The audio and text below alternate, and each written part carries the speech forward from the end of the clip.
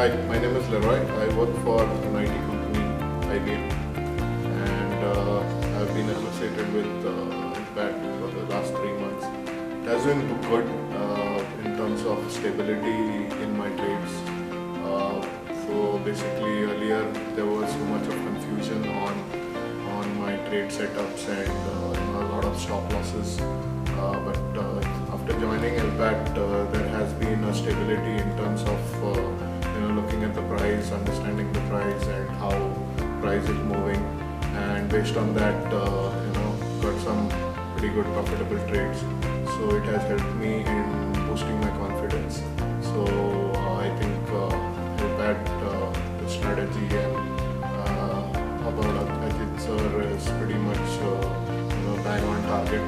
Basically, this is what I was looking as a part of a trader, and I think I will continue to follow this strategy and into my trades because it has given me a positive outlook and going further, because this was my backup plan initially, but I'm probably looking forward to be a full-time trader going forward.